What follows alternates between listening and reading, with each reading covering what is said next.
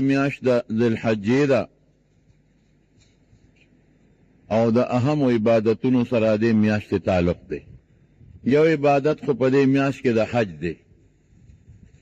مسلمانان حج لذي او د حج تعلق د دغه میاشتې سره دی. د دغه میاشتې په 8 تاریخ باندې د حج اعمال شروع کیږي. بعض اعمال مسنون دي، بعض واجب دي او بعض فرض دي. په 8 تاریخ د دې میاشتې حاجیان صاحبان سحر وختي د حج احرامونه وتړي، نیتو کی 2 رکعاته نفل وکي، که د چا وس کېږي یو نفلي طواف وکي، کنینو 2 رکعاته نفل وکي. او چې څومره دا ټول خلق په لکونو خلق یو لنګ وی د پرتوک په ځای او د کمیس په ځای باندې په ځان صادر واچي، او زنانا جامع برابر کی، سر پټ کی، د سر ویخته مخ ځان لښکاره کی، او بیا 2 رکعاته نفل وکي. د احرام 2 رکعاته سنت الاحرام، او د هغې د نفس سرونه ښکاره کی او لبیک وی، نیتو کی لاول الله د حج نیت کوم تی راته آسان کې او تی قبول کې. او لبیک شروع کی، لبیک اللهم لبیک لبیک لا شریک لک لبیک ان الحمد والنعمة لک والملک لا شریک لک. ماسپخین منزله د گاڑو قافلې روانې شي، څوک پیاده رواني، په زرګونو لکونو خلک او لبیک چغې وی، زنانم وي او نارینم وي. څوک په گاڑو کې سواره شي، مینا ته لاړ شي. مینا ټوله د خیمو ډکه ده. مینا کې بیا د ماسپخین منځو کې، د مازدیګرو کې، د ماښامو کې، د ماسخوتنو کې شپه پکې تیره کې. په هغه احرامونو او لنګونو کې د زنانو ځان له خیمې وي، د سړو ځان له خیمې وي. سحر وختي چې منځو کې نو عرفات ته روان شي، دا د عرفې ورځي. لبیک هم وی حاجیانو، تکبیرات تشریق هم شروع شي. الله اکبر الله اکبر لا اله الا الله والله اکبر الله اکبر ولله الحمد. بیا دم په داستش سرونه ښکاري، سپینې سپینې جامې وي چې ښکاري. که زنانۍ نو هغې سپینې بورقې په سر کړې وي، سپین رنګ وي او که تورې هر قسمه په سرولی شي. خو زنانه هم اکثر سپین احرامونه تړلي، او نارینه هم دقسې صادرون لنګونه والي، او سرتور سر او خپې بلخپې لکه د لیونو غوندې چې یو لیونی سنګ په لیونتوب حالت کې منډې وی، دقسې رواني د عاشقانه مزاج د لیونتوب په حالت کې. او د عرفې مبارک ورځې نیک عرفات ته لاړ شي. ګاډي م رواني، د دنیا ګاډي ډېر لویره شي، او پیادم خلق رواني، د دنیا خلق رواني. څوک د گاړو په چتونو ناستی، څوک د ډاټسنو په سرونو ناستی، او ټول د الله په ذکر کې مشغولي. د الله تسبیحات وی، الله اکبر کبیرا والحمد لله کثیرا وسبحان الله بکرة واصیلا. الله اکبر کبیرا والحمد لله کثیرا وسبحان الله بكرة وأصيلا. وصلى الله تعالى على سيدنا ومولانا محمد وسلم تسليما كثيرا كثيرا. سوک داوي سوک الله أكبر الله أكبر لا إله إلا الله والله أكبر الله أكبر ولله الحمد. او دا عجزه په شکل کې او د فقیره په شکل کې خلق روان دي د مینا عرفات ته. یو چغه دا یو هیړ دی، او د هر چا په زړه کې یو درد پروت دی، یو عشق پروت دی د هر چا په زړه کې. جامه ولا خدای داسې منتخب کړې ده چې دا شقه جامه ده او د لیونتوب جامه ده. لیونی سرتور سری ددم سرتور دی، لیونی خپې بلخپې منډې وی، دم چپله چولی دی لاندې خپې بلخپې دي. لیونی ښځه په دې نه ده چې د ما مخ سرتور دی او که د ما مخ پټ دی، دغه رنګې مخ سرتور دی، مخ ښکاره دی. او دغه رنګې 2 صادرونه د کفنې چولی، یو د پرتوک په ځای باندې او یو د کمیس په ځای. او بیا د لبیک چغې وی، یا الله ستا په در کې حاضر یم. لبیک خدای ستا در کې حاضر یم. اللهم لبیک لبیک لا شریک لک خدای ستا در کې حاضر ولاړ یم، خدای تعالی شریک نشتا. ان الحمد والنعمت لک والملک خدای سول صفتونه ستا دپاره دي، بادشاہی الله ستا ده، احسانات رو ستا دي، لا شریک لک خدای تعالی شریک نشتا. عرفات ته لاړ شي، عرفات کې دار معلم خپله خیمه دار چې خپل ځای معلومي هلته خپلو خیمو ته لاړ شي، نو حاجیان له غوندې دمو کې د عرفې پرواز. بیا د عرفات کې د مانځه نه پس بیا مونځ په لومبي وخت کې وکړي، د ماسپښین مونځ. څوک چې هغه جومات کې مونځ کوي نو هلته بیا د ماسپښین او د مازدیګر مونځ دواړه په جمع کوي د ماسپښین په وخت کې. او که څوک په خپلو خیمو کې دي نو هر سړی په خپله خیمه کې د ماسپښین مونځ وکړي. ماسپښین نه پس وقوف شروع شي. وقوف سمانا دا ټول خلق د الله تسبیحات شروع کی، د الله ذکر شروع کی، لبیک شروع کی، او د الله په شان کې صفتونه کوي او بیا لګي او الله ته زاره کې یو جاړي. ټول عرفات د جړا نه ډکی. عرفات کې څوک داسې نی چې هغه د الله په ذات کې لوی بیان نه کی، او یو چغې وي که بوډه بوډا دی او که ماشوم دی او که ملا دی او که امیر دی او که ښځه ده او که نارینه دي، ټول الله ته یو چغه لګي، لبیک اللهم لبیک لبیک لا شریک لک لبیک ان الحمد والنعمت لك والملك لا شریک. او د الله تکبیرات وي، جاړي خدای ته جاړ، الله ته محتاج نور ته پکې ودرېږي. علماء لیکلي دي چې لږ ساعت نور ته ودرېږي، سور نور ته حاجیان ولاړي، خیمونه باروزي او قبلې ته مخکې او الله ته ولاړ. رب العالمین دغه وخت کې فرشتو ته وایي اے فرشتو تاسو خو وایئ چې د انسان مه پیدا کوه، کم کم ځای نه جاؤ من کل فج عمیق، کم کم لرې ځای نه دا غریبانان راغلي دي، پیاده راغلي دي، په سفر راغلي دي، ښځې پرېښې دي، بچې پرېښې دي، کورونه پرېښې دي، پیسې لګولې دي، او زما در کې ولاړ دي ټول په دشت بیابان کې، سرتور سر، خپې بلې خپې، او ما ته چغې وایي اے فرشتو تاسو ګواهان شئ چې دا ټول مو بخل. الله ډېر لوی کرم دی، ډېر رحم. موږ ډېر باغیان یو، موږ ډېر کبرجن یو، موږ ډېره لویي کوو، موږ خدای ته ځان نږدې نه کوو، موږ الله یاد نه کوو.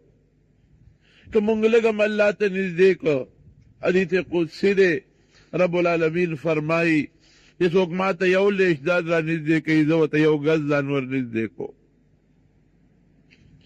چې څوک ما ته یو ګز ځان را نږدې کوي زه درته غاړه غټی ورځم ځان نور هم نږدې کوم، او که څوک ما ته پیاده راځي رو رو راځي زه په منډه ورځم. الله ډېر مهربانه بادشاه دی.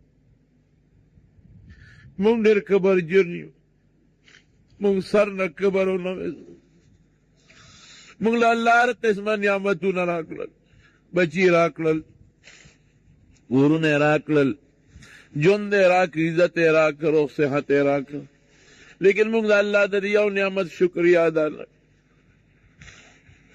الله دې موږ کې عجزي پیدا کړي، الله دې موږ له د نعمتونو د شکریې توفیق او طاقت راکړي. نو الله اعلان کوي چې اے بندګانو، اے فرشتو چې دا څومره بندګان دي دا ټول مو بخل. فرشتے وی اللہ فلان کے خو پکی گناہگار دے، فلان کے گناہگار دے، فلان کے گناہگار دے. اللہ وی دا گناہگار میں امدہ دے نیکانو دا مخو بخل.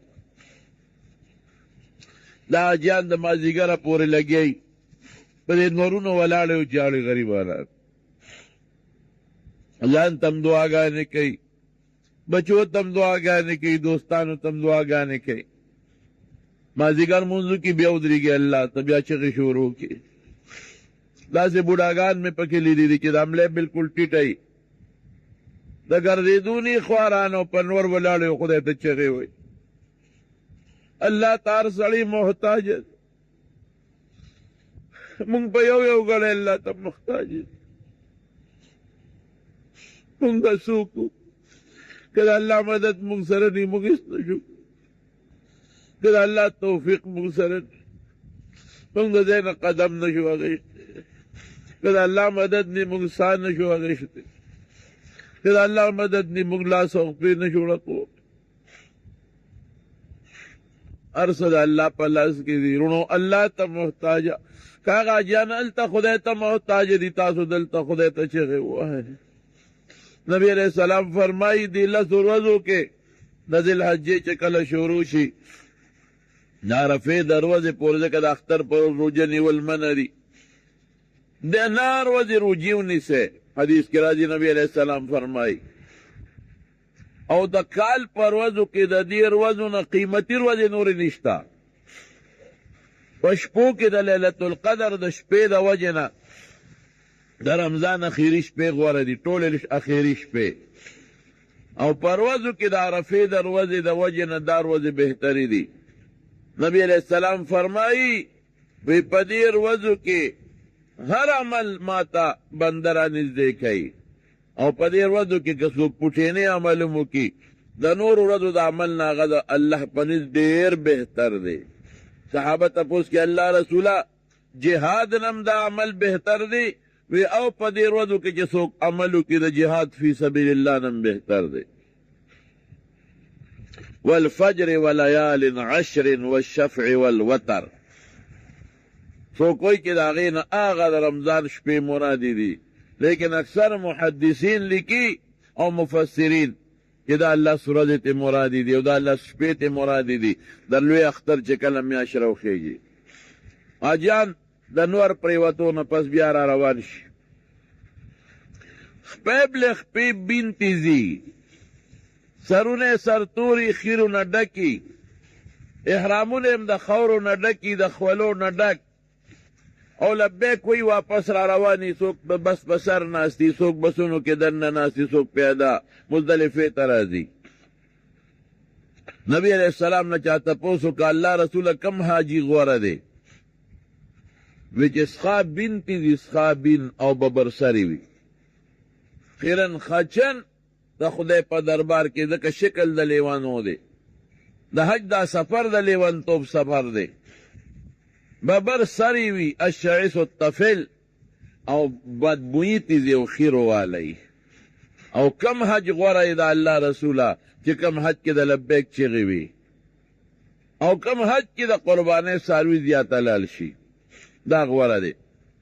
نو حاجیان څوک 10 بجې راورسي مزدلفې ته، څوک 11 راورسي، څوک 12 راورسي، څوک 2 بجې راورسي. ځکه رش ډېر زیاتي په ګاډو کې او پیادم. نو په مزدلفه کې شپه غریبانان تېره کړي، په یخ میدان، هلته خیمې نه. څوک ځان ته سر ته کیړی کېږدي، څوک ځان ته سر ته رومال کېږدي، څوک احرام راغونډ کړي. څه خوبي خو تېره شي. نو بیا سار وختي پاسې مونځو کې مانځه نه پس بیا وقوف د مزدلفې وکړي، الله تسبیحات الله یاد کړي او خدای ته زاري وکړي. نو بیا ځان سره کاڼي د مزدلفې نه راوالي، منا ته لاړ شي. د اختر ورځ دا شروع شوي. نو د اختر په لومبۍ ورځ باندې غټ شیطان ورته وایي جمع عقبه، هغه په 2 کاڼو ولي. هغې نه پس لاړ شي دم شکر ورته وایي، تاسو ورته قرباني وایه دم شکر وکړي. د هغې نه پس سرونه وخورئ، جامې بدلې کړي، بیا طواف زیارت وکړي، هغې پسې سایې وکړي. بیا راځي منا ته، شپه په منا کې وکړي. او د اختر په 2 او 3 ورځ د زوال نه پس بیا ځي او 3 والا شیطانان ولي. لاول رکوټې بیا منځنۍ، بیا غټ په 2 کاڼو، په سبا له بیا ولي، بیا ځي خپل بلډینګ ته. ورځې پوره شي نو طواف ودا ورته وایي، هغوی کې واپس راځي. نو دا هغه میاشت ده، دا وروستنی میاشت چې یو ورسره د حج تعلق دی زمارو. دویم تعلق د عبادت دی. که وسم کېږي چې میاشت راوخېږي روجې ونیسئ، ښه الله پرې ډېر خوشحالېږي. او د شپې هم د الله عبادت وکړي عرفې دروازې پورې. او دریم چې کوم هم عبادت پکې کېږي هغې ته مونږ قرباني وایو. نبی کریم صلی الله علیه وسلم فرمای چې چاله خدای فراخه روزي ورکړه او د قرباني ونه کړله نو دې زما جومات ته د اختر نه راځي چې اختر مانځله رانشي. او نبی کریم صلی الله علیه وسلم نه صحابو تپوس وکړ دا الله رسول ما هذه الاضاحی دا قرباني څه شی دی چې دا مونږ یې کوو؟ وی سنت ابیکم ابراهیم دا ستاسو د نیکه د ابراهیم علیه السلام طریقه ده. وی دا الله رسول زمونږ پکې څه دي؟ وی چې کم څاروی دی حلال کو او د هغه په شا څومره ویښته دي په یو ویښته به دله خدای ثواب درکړي او چې کم ګډ دی حلال کا د هغه د یو وړی په شا چې څومره وړی ده په یو تار به دله خدای پاک یو نیکي درکړي. واقعی حضرت ابراهیم علیه السلام د ټولو پیغمبرانو د اکثرو پیغمبرانو نیکو نوح علیه السلام نه پس ابراهیم علیه السلام تیر شوی او چې څومره د دنیا خلکو ټول ابراهیم علیه السلام منه. اوس یې عیسایان هم مني، یهودیان هم مني او د مکې مشرکانو به مو خپل نیکو پیغمبر وی. او قرآن شریف کې الله فرمائی ان اول الناس بابراهیم للذین اتبعوه وهذا النبی والذین آمنوا چې د ابراهیم علیه السلام صحیح تابعدار هغه نبی کریم صلی الله علیه وسلم او چې کوم مسلمانان دي د تابعدار دي او چې چا د هغه تابعداري وکړه نو هغه تابعدار دي. د ابراهیم علیه السلام یو څو طریقې دي چې په هغې نه د یهودو عمل شته نه د عیسایانو او زمونږ د مسلمانانو په الحمدلله عمل دی. هغه به دا خوله وینځله مزمزه چې ورته وایي په اودس کې دا خوله په سختۍ سره کنګالول. مونږ هم الحمدلله اودس کې دا خوله کنګالو. هغه به پوزه کې اوبه اچولې او پوزه به یې ښځو سره سڼوله نو مونږ هم پوزه کې اوبه اچې وسڼو یې. هغه به سنت کو دا اتیاو کالو چې خدای پاک ورته وی ځان سنت کا دا اتیاو کالو ترخه یې راواغېشته او ځان یې په خپله سنت که د خدای په حکم فورا عمل. زمونږ په امت کې هم ځان خلک سنتوي. هغه به ګیره پرېښې وه غټه ښکلې ګیره وه.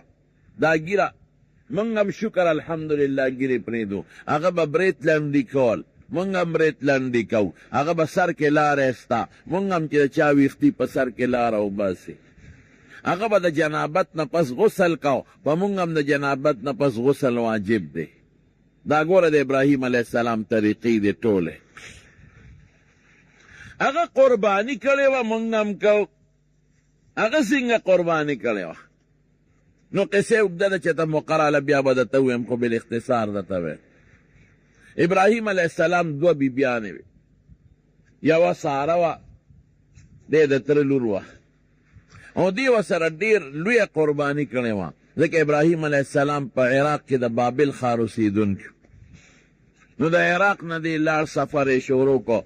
نو یو ورسره روارو حضرت لوط علیه السلام یو ورسره دا بیبي و حضرت ساره.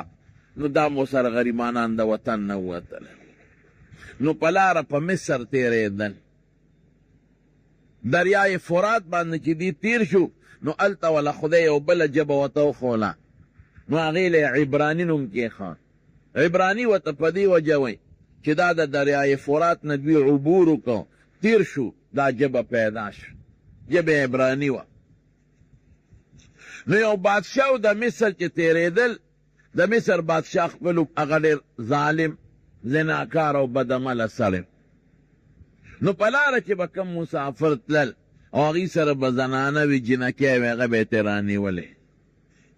نو چې چا سره به ښځه وه نو خاوند به یې وله وجه او که چا سره به خور وه یا لور به وه هغه به یې ترې قبضه کړل او خاوند ته به یې ویلې زه په مخه دې ښه.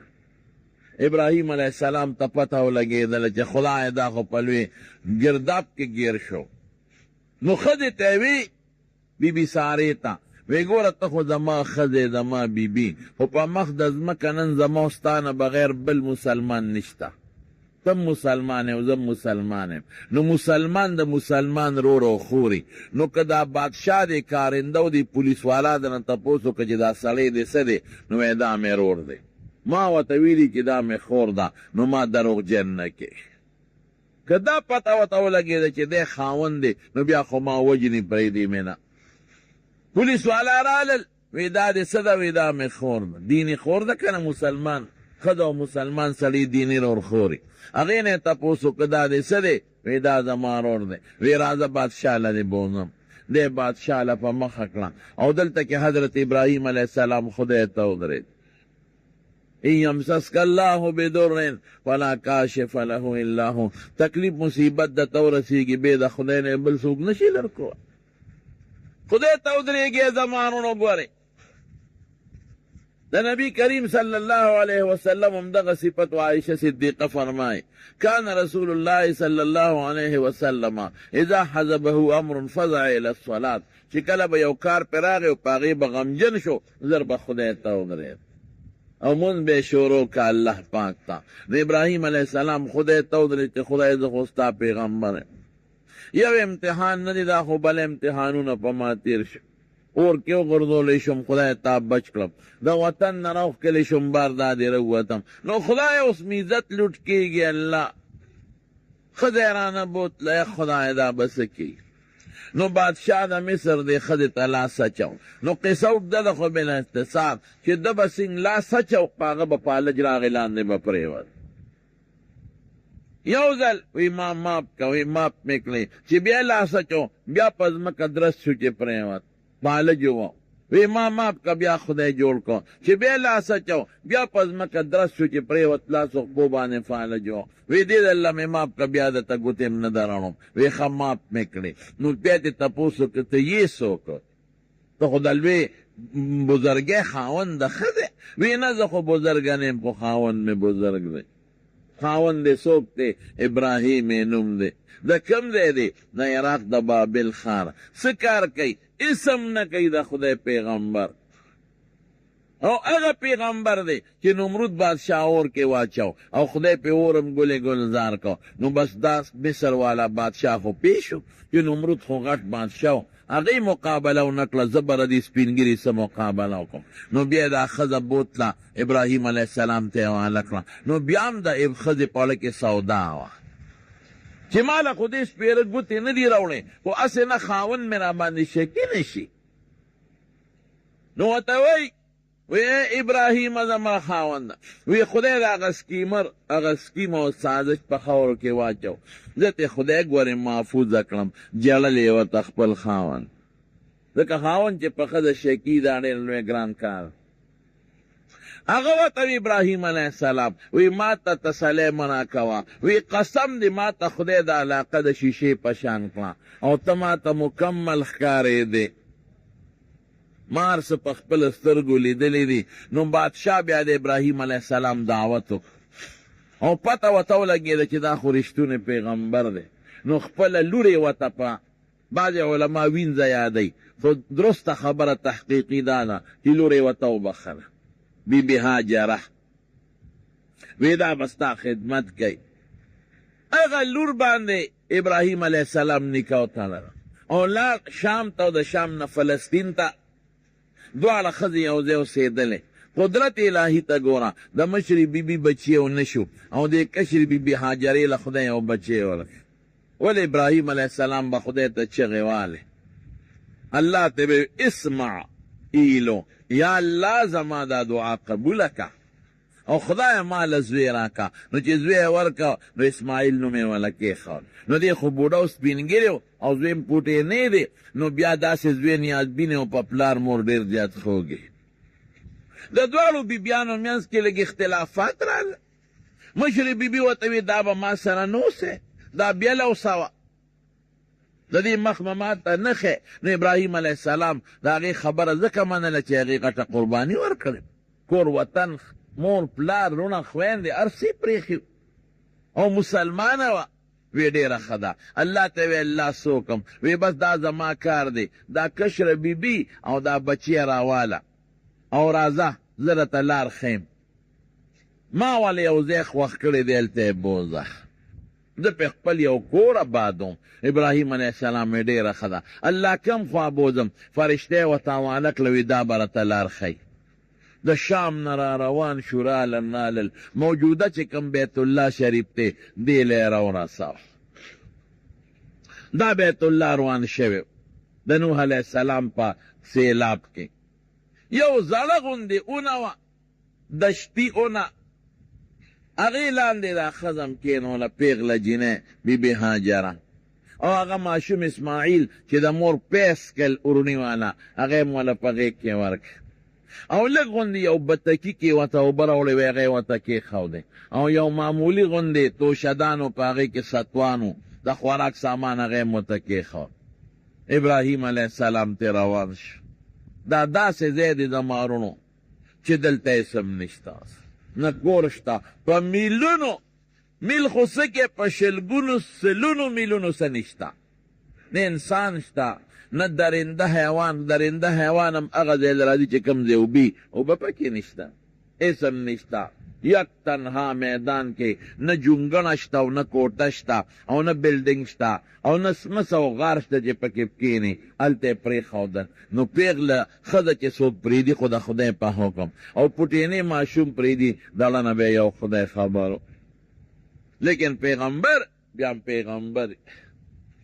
پیغمبر له خدای په دنیا کې ازمایښونه ډېر راولي مونږ خلک نه شو ټینګېدي نو په مونږ نه راولي داسې مثال دی لکه یو کلکه جامۍ نو که هغه ډېر هم اینځې او ډېر زورونه هم ورکې نو هغه ښه پاکوه زورونه ورکوه شلېږي به نه او چې کومه نری جامه ده د سیپون یا د جارجټه نو که هغه صفاکې نو احتیاط سره به صفاکې که لږ زور دې ورکړو نو به شلېږي نو د پیغمبرانو مثال د مضبوطې کلکې جامې دی هر څومره چې خدای پاک ازمایښونه پرې راولي او مږي یې په ازمایښونو نو هغه نوره مضبوطېږي خرابېږي نه او زمونږ مثال د جارجټ او د سیپون د لوپټې دی الله ته پته ده که لږ زور ورکوم تښتي نه موږ سره ګزاره کوي الله مونږ ټول د بیت الله حج لبوځي الله مونږ ټول د بیت الله حج لبوځي برحمتک یا ارحم الراحمین